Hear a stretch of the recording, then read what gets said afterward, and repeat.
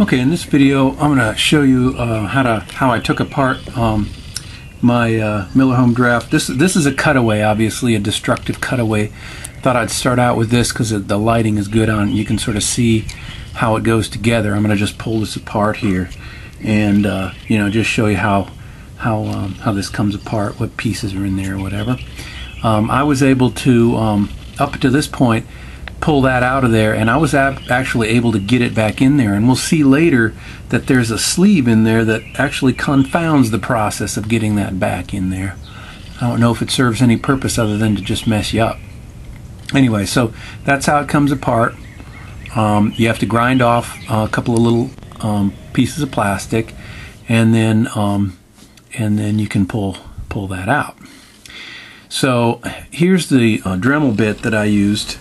Just picked a Dremel bit out. It's just sort of, you know, if you're squeamish about like dental drills and stuff, you might not watch this video, because basically what I do here is I crank up the Dremel and excuse me, and I grind some plastic off in order to pop this pin out.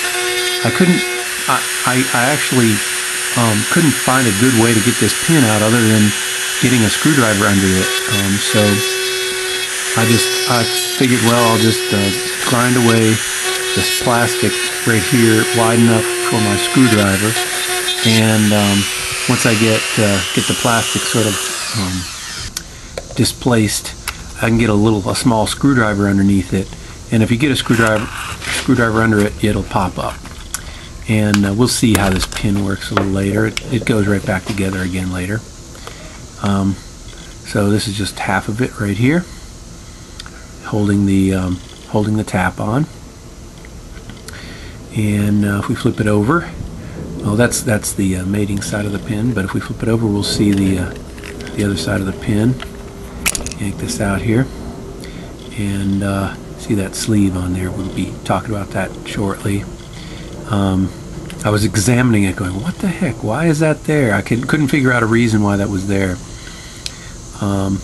Anyway, so here's the tap portion that moves and the pin that holds it in place, and there's that other piece. So that's how they fit together, snap together like that, and actually pretty good bond. So anyway, to get the silicone tube out, for, you know, I thought I saw something when I looked down the barrel of one of these, and so I was paranoid about, you know, seeing if it was clean, so I wanted to, you know, pull it out and find out. So I ground off the little plastic, I guess they call those swages or something like that. Anyway, that allows you to pull the whole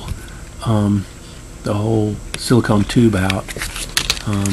It's free now, and you can watch it come out. So it's pulling right through that sleeve.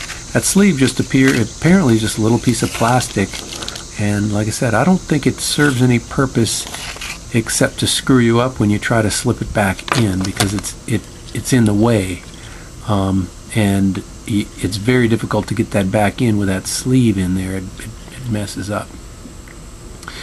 So anyway, here's the empty chamber, and you can sort of see where it pinches off. The tap pinches it off there. So anyway, here I'm reassembling it, putting the plastic sleeve on there. I partially assembled the silicone tube, and I slid the plastic sleeve on there. And this is sort of a long and tedious process of pushing this silicone tube back to its original position. But you know, when it's out, you can really clean the heck out of it, because it's a short little silicone tube, and you can definitely get something down in there and clear it out. But the one I thought was contaminated or whatever had some, you know, I thought it may have had some foreign material in there, some maybe hop gunk or yeast. It turned out not to be in there at all. Maybe I was just being paranoid or whatever about the cleanliness. But so anyway, slip the plastic tube, the sleeve back on up to where it was. Like I said, I don't think it does anything, but put it back where it was, and then put the tap in place, and pick up the pin and stick that in, and then stick the other side in there too. And you know, now that I got the plastic etched away there, it would be pretty easy to take apart and check if I wanted to later. So there you have it. Not real exciting, but how to take that thing apart without being too destructive. I think it's still worked fine with the gap I put in there. So there you have it. Miller Home Draft cleaning. Hope you enjoyed it.